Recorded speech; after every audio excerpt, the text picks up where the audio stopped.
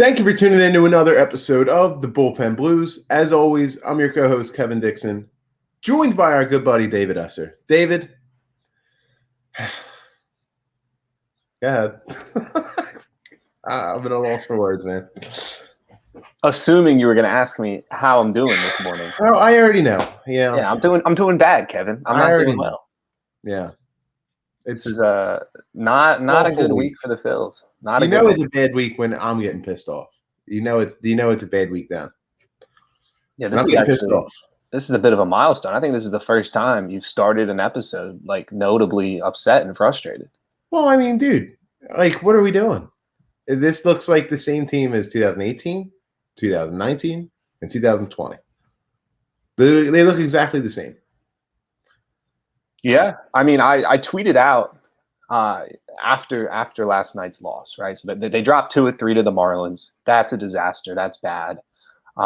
Especially considering you had both Wheeler and Eflin make a start this week, and you were only able to win one of them. But I tweeted out. That's nothing new. Yeah, I mean, their numbers actually, when their best pitchers on the mound, aren't particularly impressive from a win-loss perspective. But I tweeted out after yesterday's game, and I said my only takeaway is that the Marlins looked like a better baseball team this week. Whether it was pitching, fielding, hitting, just the overall energy level, it looked like the Marlins wanted to be there and they wanted to win. And it's like there's no like super in-depth analysis I can give here outside of the fact that the Marlins were better than the Phillies. There's just, and I mentioned it last week, man. They're like good for one of these a series where they just don't even show up. Like they didn't even show up last night, David. Like I understand Velasquez got scratched, not ideal, but they didn't even show up to play. It didn't matter who was on the mound because they didn't score a run. Yeah, and like what makes even less sense is, all right, like Velasquez gets knocked out in the pregame warm-up, something with his finger. Who knows what's going to happen to him. But then David Hale comes in and he battles, Kevin. He does a good job. He did a really, really good job. I mean, that's the best we've seen him look, dating back to one of his doubleheader startings in 2020. And I would hope that the offense looks at that and says, hey, Hale's giving us a chance, man. We got to go to war for him. And they don't. Like, they don't record a hit till like the fourth inning.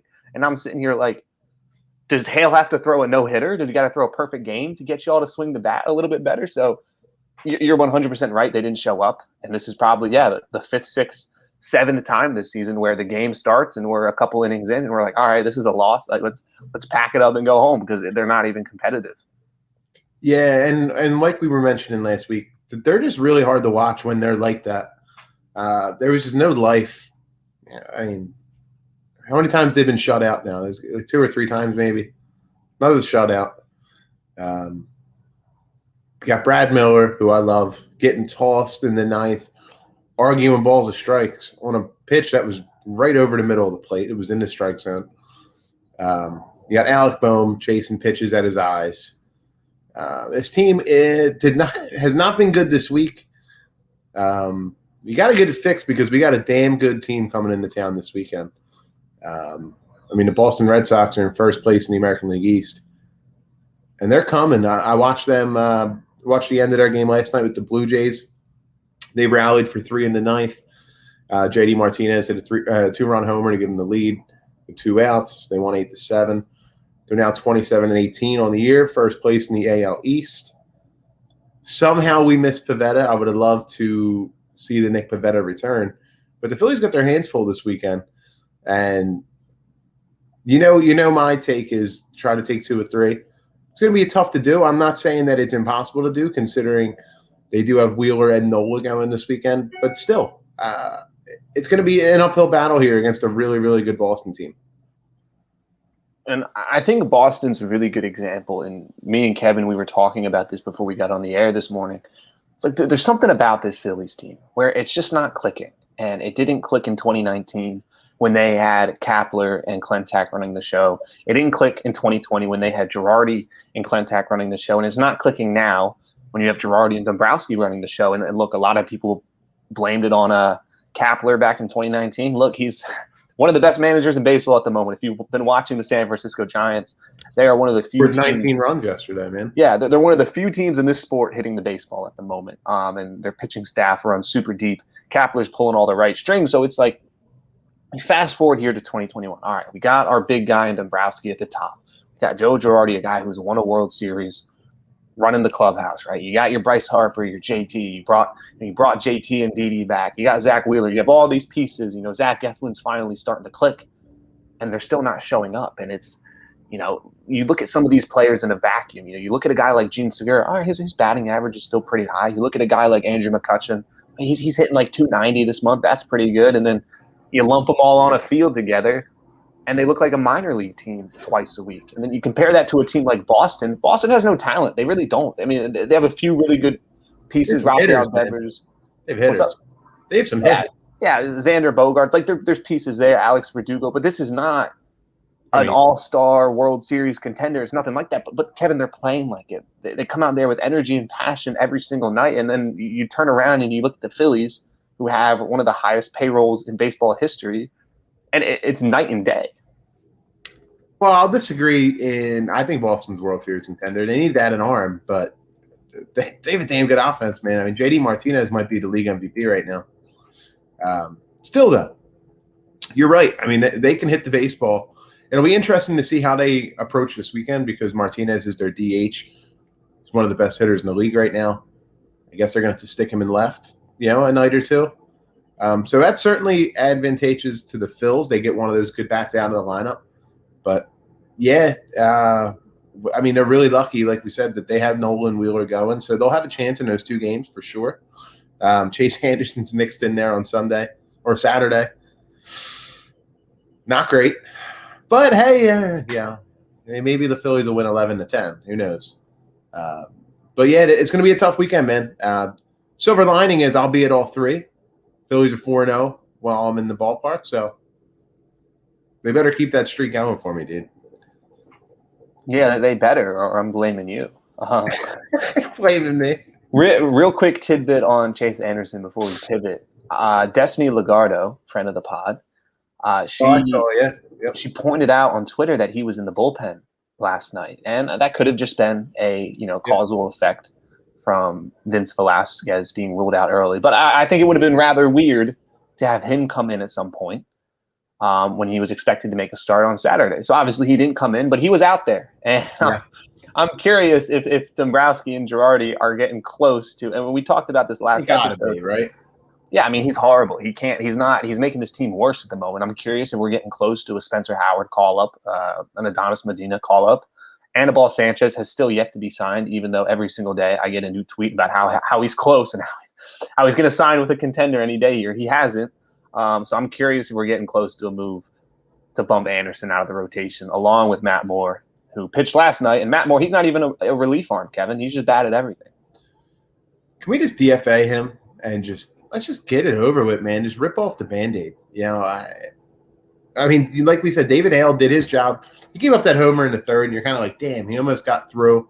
Would have been nice if he went in 3 scoreless, but look, he only gave up 1 run. Like, what do you expect from a guy who isn't very good to begin with and didn't know he was pitching until 20 minutes before the game? I mean, he found out very quickly. That was their reasoning for going with Hale over Moore. The way it was explained was Matt Moore is a typical starter. They usually take a little bit longer to get warmed up, to get settled in. David Hale's a long man. He can just throw and get ready. That was the reasoning behind going with Hale. Matt Moore waited 3 innings. He needed a couple more innings to get ready. He's never got ready. I think first 2 hitters he faced was like a walker, a hit, and then the 2-run homer. And then before you knew it, it was 3-0. You're like, here we go. Here we go again. I mean, he gave up a double to Alcantara at one point. Yeah, I mean, there's nothing there, and the home run. Was it Cooper? Whoever hit the homer off him. My goodness, man. Yeah, that was an absolute tank shot. I don't know what their plan is with Moore. I understand that there's some sort of intrinsic value to someone who can stretch out over multiple innings, but he's struggling to do that. Like, he's laboring out there pretty hard. He just doesn't look in shape. And obviously he doesn't have any stuff. I mean, his fastball is still sitting 90, 91, which is just unacceptable. I don't know what the plan is there. I don't know what the plan is with Chase Anderson. Like, we're not in a good spot when look, we've talked about this multiple times this offseason, and that wasn't the biggest problem from this past week. The biggest problem, I think we can all admit, was the offense. But having nothing at the back end of your pitching staff isn't helping the fact that this offense can't really score runs at the moment. For sure. And they seem to be very boom or bust. And a prime example is, and I'm going to try to spin it positively here. Game 1 of the series, Phillies rally for 7 in the bottom of the 8th. Was at that game. The ballpark was electric, David. For 11,000 people, that place was loud. A lot of excitement. The building was rocking. Makes me excited for full capacity, man. This team can just hang in the race, man. Get some help and produce some fun baseball in the summer. It can be a lot of fun over at Citizens Bank Park. I mean, the other night was great. The few games I've been to have been really good so far. I don't think they're a lost cause, David. I don't think the season's over. They can't win. They can't go anywhere. But they need help. Like, Dombrowski has to do something. Like, the way they're constructed right now, I'm starting to peel back on if they're going to be a playoff team, but the way that they're constructed right now.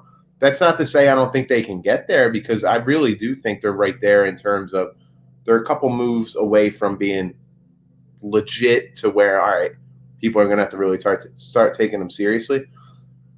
But the moves need to be made. We were talking, was it the Mets just acquired Cameron Maybin, which, look, that's really nothing, but like the Phillies could use a guy like that.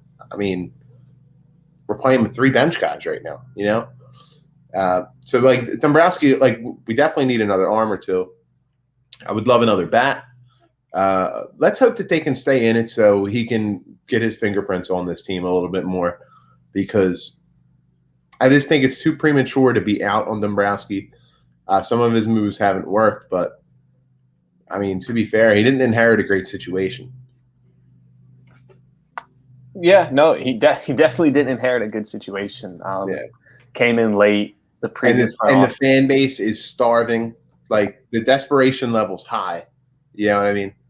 It's like the pressure's already on. It's already Philly, and then the pressure's on even more. With that said, I'm not out on Dombrowski. He's a future Hall of Famer. You know, I've repeatedly praised him for kind of the pedigree he brings to an organization. Now that's much appreciated. Kevin, with that said, I think we can be critical of him. He's been bad. For sure. Oh, He's yeah. been bad. I have no idea what he was thinking with the Matt Moore, the Chase Anderson, the Brandon Kinsler. Like, Kevin, these aren't just botched signings. These are signings that made the team worse. I mean, he somehow made the pitching depth worse by bringing in Chase Anderson, Matt Moore. He somehow added another bad reliever for $3 million in Brandon Kinsler. And the depth, Kevin, this was something we all expected big things from Dombrowski. We're sitting here like, all right, you know, look at how he constructed, you know, the Marlins in the past and the Tigers, and look how good of a job he did with the Red Sox, finding, you know, guys like Brock Holt, these kind of margin players who push the team over the top, you know, the elite bench bats, you know, the back end rotation arms, the back end pitching arms, guys stashed away in AAA who can be called up in case of an injury. And like he's not even trying. And I'm not sure what the thought process is there, but he's barely brought anybody in. He hasn't really added any bench bats. The ones he has, you know, the Matt Joyces of the world, you know, the Ronald Torreyes, although he had a good week, but these aren't crazy impact players. And I'm kind of looking at Dombrowski and I'm like, all right, you know, we're 44 games through the season. You've been given a lifeline in terms of the division, because everyone else in the division is not playing good baseball at the moment. You know, this isn't like this isn't like the NL Central where teams are already 7-8 games over 500. You know, the Mets are still kind of laboring through their own respective wins. And I'm sitting here looking at Dombrowski. I'm like, all right, like, time's ticking, dude. Where's the savvy moves? Where's the veteran leadership? Where's the moves to give Girardi a chance? You know, and I'm not even saying we have to go package 4 players and go trade for Corey Seager. Like, it doesn't need to be anything crazy like that. But I am kind of looking like, you know, who's the backup center fielder on the roster? Who's your go-to right-handed bench bat? You know, who's your long man besides David Hale? What's the plan at the 5th, 4th spots of the rotation? You know, like, who are the guys down in AAA that are being ramped up to help help this team contribute down the stretch. Because look, people are going to keep getting injured. People are going to miss starts. People are going to do X, Y, and Z. Like this isn't just a matter of waiting for JT to come back and then everything's good. It's a matter of the depth on this team is so bad, and Dombrowski's done nothing to address it thus far. Yeah. I do want to apologize to our listeners. I don't know what the hell is going on outside my house. So if there is any background noise, I think a helicopter just went over. Somebody was cutting their grass. I do apologize. There's nothing really I can do. We're recording this. It's 10 o'clock in the morning on Friday. So just bear with us here. But you mentioned some key points, David, that I do want to get into. One was JT Realmuto. Why the hell wasn't he placed on the injured list? I mean, what are we doing here? They really haven't given any information on why. They just think we think we can avoid it. We think we can avoid it. We think he'll be okay. David, he hasn't played in a week. Why didn't they just put him on? Let him get healthy. You can add another guy because we had Zach Wheeler pinch hitting in the third inning last night because they don't want to use a guy off their already shortened bench.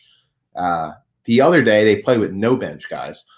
It just doesn't make any sense. They finally put Didi on the IL, which not feeling too good about that situation either.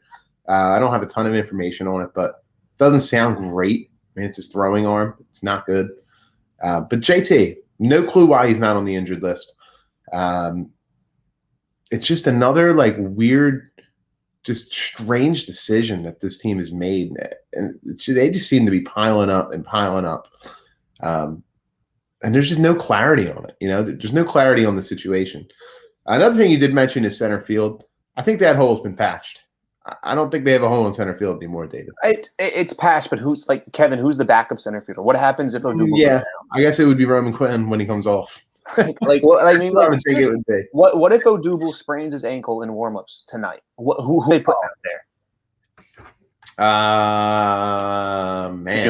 You're gonna make McCutchen play it? Yeah. You gonna tell Harper to slide over? What's the plan? They have nobody to put out there. I guess they'd probably put Miller in the corner and move someone in the center. Not ideal. That's bad. That's not a bad spot if that were to happen. Yeah, it's not good. I mean, that's just perfect examples of it. Hopefully we can get Adam Hazley ramped up here and he can come back and contribute somehow. But yeah, it's really glaring right now, is it not? Yeah, no, 100%. Something I wanted to kind of pivot to here, when we're talking about Dombrowski and talking about, the lack of clarity with Didi, the lack of clarity with JT, these were things we expected when Klentak and McPhail were running the show, right? When Kapler was the manager, and we could write it off as, these guys are young, they don't really know what they're doing, that they aren't the greatest, and again, maybe opinions are changing in that regard, specifically to Kapler.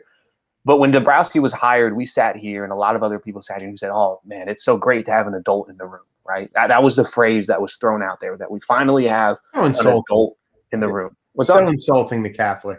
Yeah, awful, right? But there was a point to it, Dombrowski, he's got the pedigree. He's very, very charismatic when he talks to the media. And we're like, all right, this is great. He's going to be transparent. He's going to tell us what's going on. He's going to make all the right moves. And now we're sitting here almost in June, and we have no clue what the injury status is of our starting shortstop or our starting catcher. And you're right. Look, at some point, it's not exactly the team's job to tell the fan base and the media every single thing that happens behind the scenes. But there does need to be some clarity to the manager when it comes to why the heck is JT not on the IL? Why am I not getting an extra bench bat? Why is Zach Wheeler being forced to pinch hit in a game against the division? Imagine if he would have got hurt, David. Can you imagine? Yeah. Would have been. I wonder if they were even don't swing, because he did swing, but can you imagine if he strained his oblique, hurt his hamstring running down the line? That would have been insane, Dan. He's been our best player, this season outside of Bryce, so it would have been bad. It would have been really, really bad. So yeah, that look, with Dombrowski, I said it when he was first hired. Kevin, I think you agreed with me. Kind of the point, 2022 might be his year where he's going to retool this entire thing. And I think he's not going to show an insane level of attachment to guys he didn't draft. to guys that he doesn't have a relationship. Because look, we know he likes Bryce. We know he likes JT, Wheeler, Nola. I think Eflin's kind of in that conversation now as well. Of these are his core pieces. These are the guys that Dombrowski actually took the job to work with. But then you look at the Reese Hoskins of the world. You look at the Andrew McCutchens of the world. You look at the Vince Velasquez's of the world, and these guys that really Dombrowski has no relationship with. He has no connection to. A Gene Segura who's getting paid a whole lot of money. And I wouldn't be surprised if multiple of these names are moved in the offseason for just other players that Dombrowski maybe has a better relationship with or he thinks might fit around Bryce and JT better. Because at the moment, whatever the current construction is, for whatever reason, I still don't really know the reason. It's not working. Well, I'll tell you what, 2022, that's great. I don't give a shit about 2022 right now, David. Excuse my language. I'm worried about 2021. He needs to go get us some help this year because we've been waiting 10 long years for a return to October baseball, and it's there for the taking this year. People can say what they want about how the ball club is currently playing. The postseason's there for the taking, David. They're a game and a half out. I know you hate that argument, but it's the truth. They're right there. It's not like they're buried in the standings. If the moves are made to help this roster, this team can get there, which is, I think, the most frustrating thing. Because with how the division has stumbled, it would have been great, man, if the Phillies could have came out and got a couple-game lead on the division and we're sitting comfortably. We don't have to bitch and moan after every loss, which is where we are right now, and it's rightfully so. I mean, it's exhausting. Don't get me wrong, it's definitely exhausting, but it's there for the taking, man. I think that's the most frustrating thing, and especially because we know that this team can be good. Yeah, and I think what's gonna be interesting is how Dombrowski approaches kind of the trade deadline. Obviously, he hasn't done anything yet. Because I wrote an article the other day about Joey Gallo and kind of his, he's most likely going to get moved this year. A lot of teams are calling about him, and I kind of dove into the idea of that's not necessarily Gallo, but the idea of moving pieces for a player who's going to be under team control past this season. Kevin, I don't think it'd be a good idea to start hunting rental players, guys who are going to be around for a couple of months. Because, look, even if you claw your way into the postseason, which would be a big achievement, it would be awesome. I think at least I'm pretty confident this is not a World Series team. I mean, they're sitting here at 500. It's crazy to even be talking about playoffs, but that's just the nature of the division. But I think, again, they should start looking ahead to all right, who can we add to this core that's better than what we have, that better fits along what we have, that can make it way less stressful in 2022, 2023, and so on to continue making the postseason. Because right now, I mean, again, they're closer to being under 500 than they are to be in the postseason conversation. That's just the nature of where they are this season. So technically, yeah, you're right, because they're 500 now and they're a game and a half out of the division. So you got a half game in there. You're right. Not great. But that's where I'm at in terms of trying to improve the team this year. I wouldn't get desperate. If you have to sacrifice this season to give us better product in 2022, so be it. It'd be a disaster. Don't want to hear it. I don't want to hear it either. But look, we're 500. We just lost the Marlins. Game and a half out in the division. That's not. I don't care. They're right there. They're right. That's where I'm at. You can't sit here 500 after. I mean, they've lost 5 of their last 7 or 8 series. It's not a good product at the moment. No, I agree. But there's no way you can start to be we'll focus on next year, because it's there for the taking, man. Kevin, I would argue that's what they're already doing based on how they've approached the management this season. We'll see. I mean, it's only May 21st. We'll see. We got 2 months to make a deal here. We'll see. I'm just saying. I don't think they're punting on the season. I think Dombrowski punted on the season the second he took that job. I don't think he was ever very serious about 2021. But we'll see how it feels when they're right in the race at the deadline. I mean, it could definitely make you feel differently. Yeah, we will definitely revisit this conversation at the trade deadline. All right, Kevin, enough about Dombrowski and how he's been running this team. I want to pivot to Alec Bohm. We've talked about Alec Bohm a lot. We were both very high on him coming into the season. I wrote articles talking about how he might be an all-star candidate heading into the season. He's lost right now, Kevin. Yeah, it's not good, David. It's really starting to get to the point too, to where he's really chasing now. Like, because that's been one thing that he's been pretty good at. Is not just like, not that he can hit the fastball right now anyway, because he swings through it, but now he's starting to chase. Never a good thing. You see, he's starting to go up and up. Marlins attacked him just high fastballs all week. I mean, all they were doing was throwing up in the zone fastballs. He just couldn't catch up to him. I don't know, and it's not even like you can be like, you got to send him to AAA just to get his confidence going, because who the hell's going to play? They don't have anybody. And if you want to say Brad Miller, but then okay, who takes Brad Miller's role? You know, it's not good. It's not good, and it's not something I ever considered would be an issue. I thought he was such a good contact hitter that we wouldn't be at this type of point. You know. Yeah, I thought this season was going to be about developing his power to have him in the cleanup role by the end of the year. I just thought I'm not out on him. I do want to say that. I'm not out on the guy.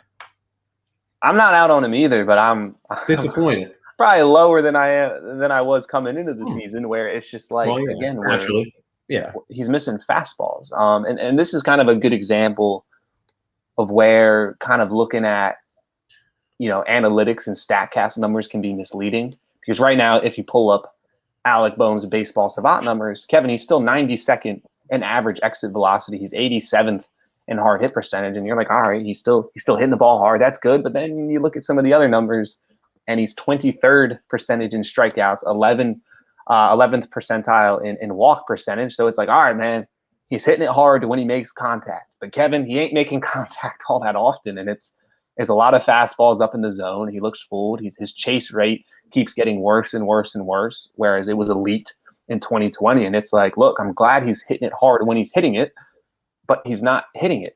And even when he does hit it, it feels like it's a lot of balls smoked into the dirt, which are resulting in double plays. And it's like, yeah, he's double play machine, dude.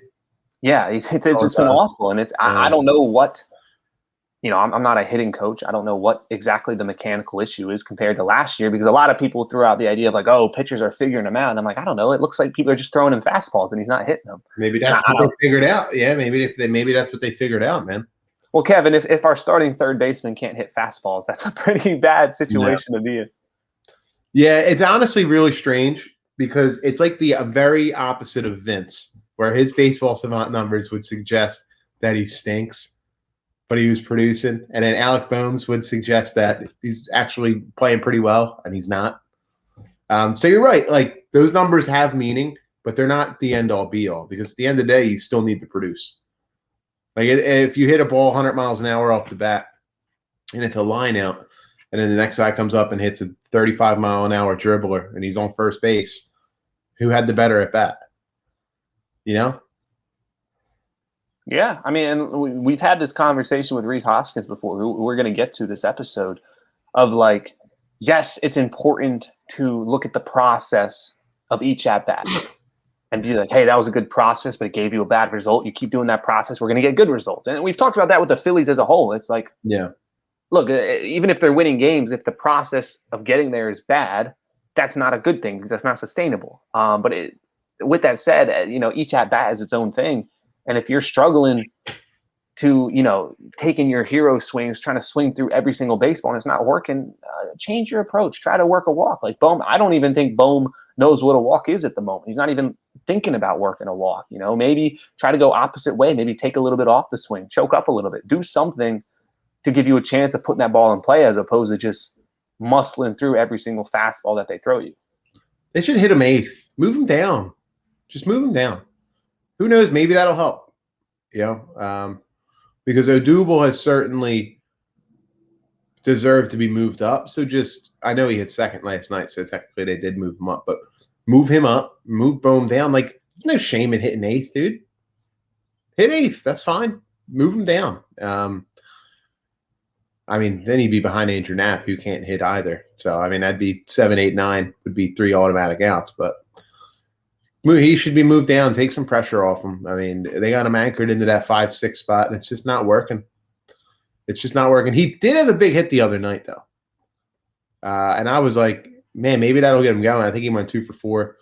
Both of them were oppo. One was off the wall. They might have actually both been off the wall. We were in right field, so we couldn't see under us. But he got thrown out at second on the one. The one in the eighth inning, he doubled off the wall to knock in Hoskins to kind of get that rally going. But I don't know, man, because you're right. Like, he is squaring him up. He's got a bad case of the Adams, man. Everything he hits hard, he hits right at somebody. Yeah, I agree with the idea of putting him down to the 8-hole because you're just going to see a little bit more pitches there. Yeah, what can it hurt? Because, I mean, if you're hitting 8, they're going to come after you because you got the pitcher spot behind you. At least let you kind of get into a rhythm to where then, all right, maybe you give us a month of productive at bats, then we can bump you back up to the 5 or 6 hole, which is again where they want him. There's no shame in hitting 8, though, man. You're still in there. Mm-hmm. It's better than being sent to the minor leagues, which is that's what I mean. The other alternative. Yeah, like you're still going to be in the lineup playing, so I don't see any issue with that.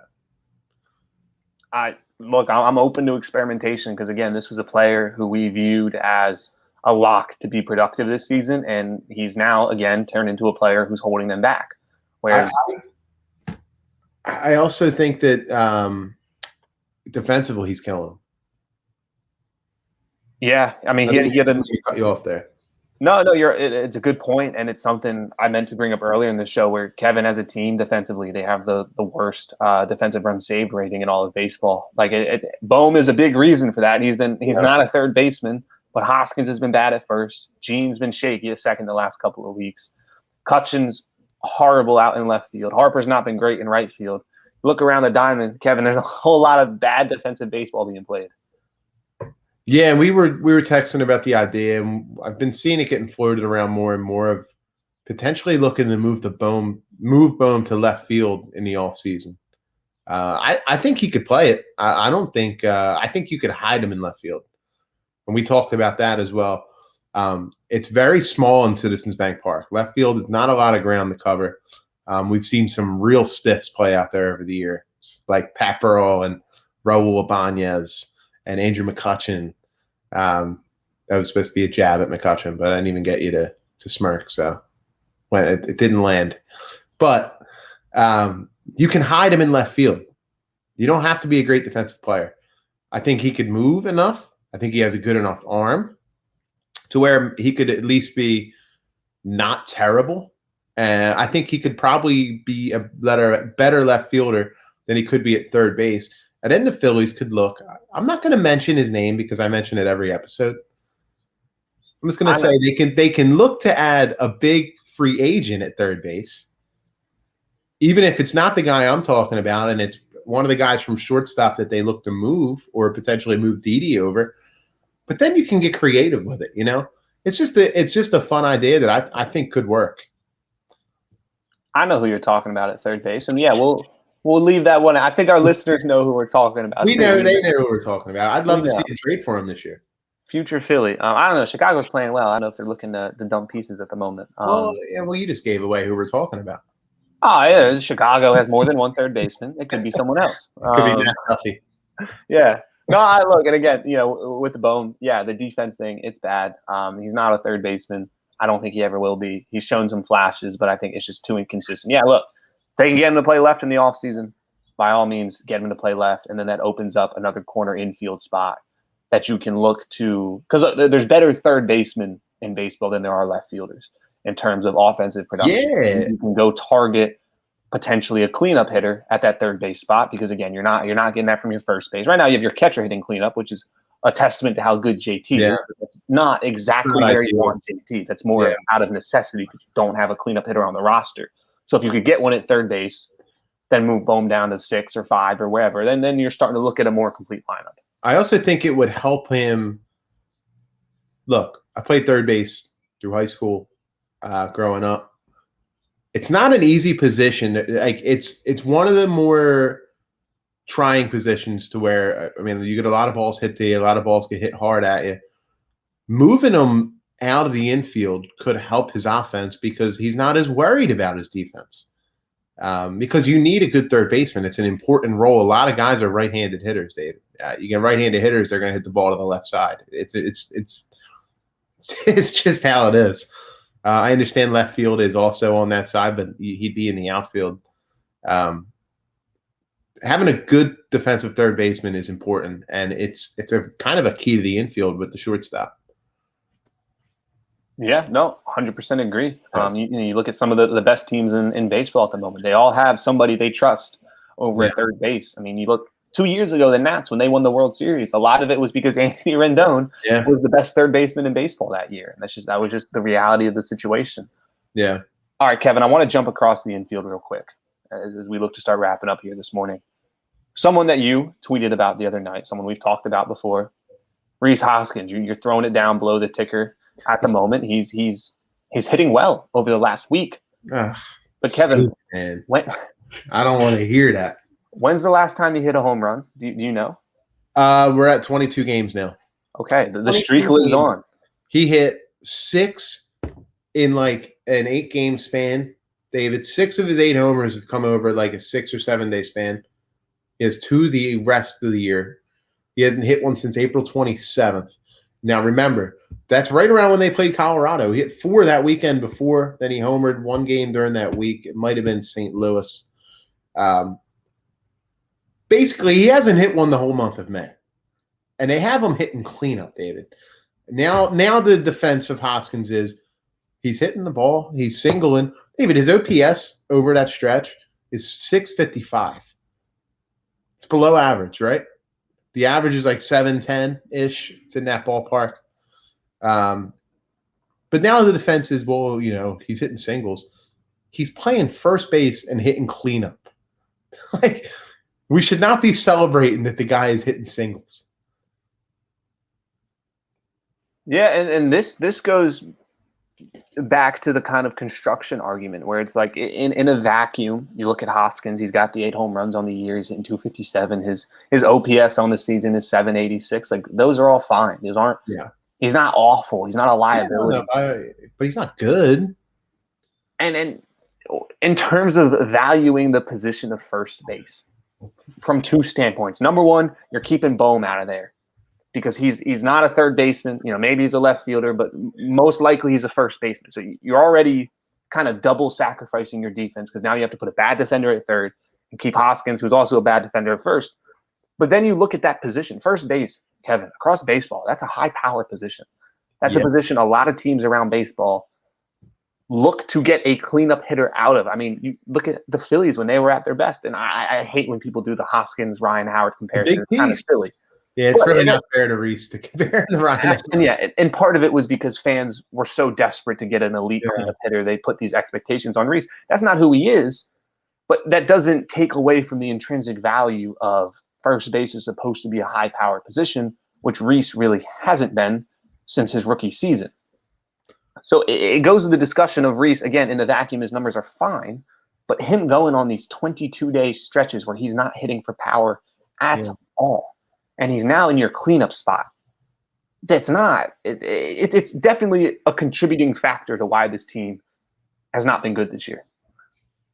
Yeah, just to touch on the Ryan Howard, I know you weren't comparing them, so I'm not directing this at you, but that's just such an unfair comparison because – at Ryan Howard's peak, he has one of the greatest peaks in the history of the game.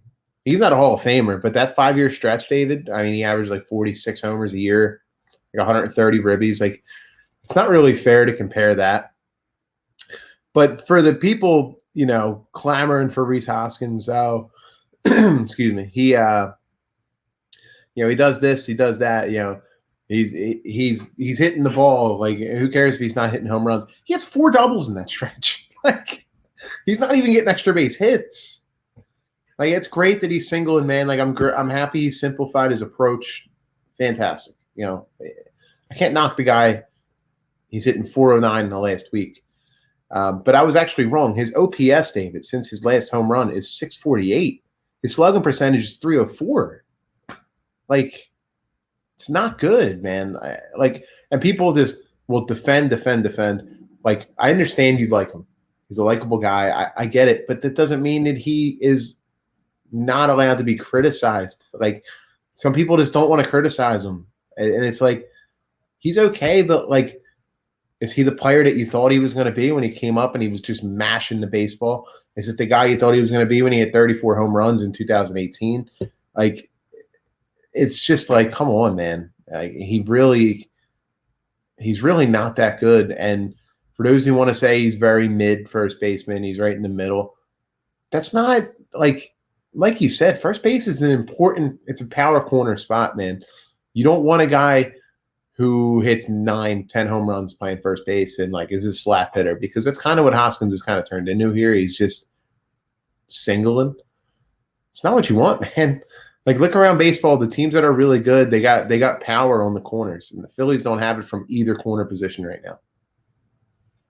Well, yeah, you mentioned the point that he is a mid first baseman. If you pull up his offensive WAR compared to all the all the starting basemen in first baseball, all the starting first basemen in baseball, Kevin, he ranks 15th. He has the 15th best offensive WAR, which seems very appropriate. And this was a number I threw out there a few weeks ago, and then I got quote tweeted to high hell, because that was then the following weekend is when he hit all his home runs, and then he was up to like 8th or 9th, and everyone's, oh, look, he's a top 10 first base. I was like, all right, like give it a few weeks. I'm sure he'll come back down to reality. And now again, we're back to the scenario of he still strikes out a lot, but now he's giving you some singles once in a while.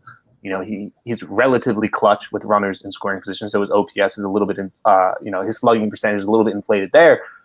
But he's still 15th in offensive WAR, and then we're not even getting into his defense. But Kevin, you're right. If you look at some of the best performing first basemen in baseball, Vladimir Guerrero, Max Muncy, Yuri Gurriel, Matt Olson, like these, Anthony Rizzo, like all these teams are well over 500, which is in part, not entirely. Yeah, like it is in part to them having a just monster first baseman. Polar Bear and Pete Alonso. Definitely. I mean, I would take any of those guys over Rhys Hoskins. I mean, they all have better numbers than Rhys at the moment. That's just the brutal reality of the situation. And again, it's not all just Rhys Hoskins' fault. I know that's how this is going to come across, because it's turned into a bit of a rant. But if we're going to hold the rest of the team accountable, if we're going to criticize the starting rotation and the bench and Dave Dombrowski and Joe Girardi and Gene Segura and Didi Gregorius and JT Realmuto for not being healthy and Bryce Harper for striking out too much, if we're going to do all that, you absolutely have to look to Rhys, who's your cleanup hitter, like the most important position in the offense, and he's not producing well enough. Yeah, it's funny too, because I said Pete Alonso. I like way too many players on the Mets for them being the Mets. There's too many guys on their team where I'm like, yeah, I kind of like that guy. And Michael Conforto, future Philly. It's fine. Yeah, and DeGrom. And hang on, real quick. Did you see DeGrom pitching in the minor leagues last night? Yeah, unfair. He went 3 innings, struck out 8. And like the other, like the minor league Cardinals affiliate was like tweeting about it. Like, what the hell, guys? Like, what they are were we having doing fun with it. I mean, you know what though? For those kids, that's a great experience. Like, it sucks, but yeah, that's cool. You can say you faced Jacob DeGrom. I think he was pumping 102. Yeah. Yeah, not good for the Phillies, because that means that he's healthy. Yeah. But yeah, just in terms of Rhys, I mean, if he's going the way he is right now, they should move him back to second. He shouldn't be hitting cleanup, and I was clamoring for him to hit cleanup. But if he's not going to hit for power, then why? There's no reason to have him there. I kind of liked him in the 6th hole once JT gets back, to be honest. I think you can do McCutchen, Odubel / Gene. I don't mind Odubel hitting that high. Look, he's hitting the baseball. You go Harper. He is on fire, man. Yeah, JT, maybe Didi, like whatever the situation is. I like putting Rhys down in the 6, 7 hole, because look, if he wants to slap singles, that's fine. But go do it deeper in the lineup and help out that group, because that group definitely needs a little bit of help, because that was what Odubel did a good job of over the past month, of hitting 8th but producing. So maybe if you drop Rhys kind of down there, drop Bohm down there as well, maybe those two can get something going a little bit deeper in the lineup. Yeah, and we got Odubel's numbers running across the bottom. I guess that's the silver lining, is he's somebody you can move up and bump one of those guys down. It'd be interesting how they approach this weekend, man, because it's a big weekend against a really good Boston team.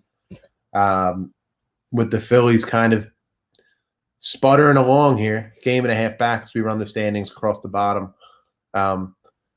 And as I mentioned multiple times, the most frustrating thing, David, is they're right there. Like, just in terms of the division, it's just like it's there for the taking, So Let's go take it. I'm looking for them to keep my undefeated run going this weekend, as I did mention previously. I'll be at all three. So if we walk away with anything less than a sweep, and I'm 7-0, I'm not 7-0 on Monday or Sunday night when we record again. I'm probably not gonna be too happy about it. Of course, I'll take 2 out of 3, but can we win all 3 and keep my run going here? Maybe Phillies will be like, all right, you can just have season tickets at this point because we win every time you're here. I'm waiting for that stretch they rattle off this weekend. I'm gonna be like messaging the Phillies like, look, listen, I got my subs for all the games I've been to. I'm 7-0. Yeah. I'll take 2 or 3 this week. We'll do that. Kevin, any other final points you wanted to get to real quick? Just that obviously I'm very frustrated with the team. I'm not out on them. I want to make that clear. I'm not out on them. I'm just frustrated. I'm still all in on 2021. And the same thing I've been saying all along. Like right now, they're only a game and a half back. I know you hate that argument. I know you do. I'm going to drive you nuts with it. But they're still in the race. We still have 3/4 of the way to go, but they're still there. They're a game and a half out. They hang around this close, David, all year long. You're going to hear me being like, they're there. We got to make a move or something to get over the hump. Because I don't think this is a complete roster yet. It can get there. But we need to see some more consistency because I said this before on the show as well. The only thing the Phillies are consistent at is being inconsistent. And it's held true so far. So let's try to shake that and actually be consistent at being consistent. Starts this weekend against a very good Boston team. Starts tonight, brother. This is a test. This is a big-time test for the team. With that said, thanks everyone for tuning in to another episode. We really do appreciate the support. You can find us on Apple Podcasts, Spotify, Google Podcasts, Anchor. We're also on YouTube as well. Definitely go check out the YouTube channel.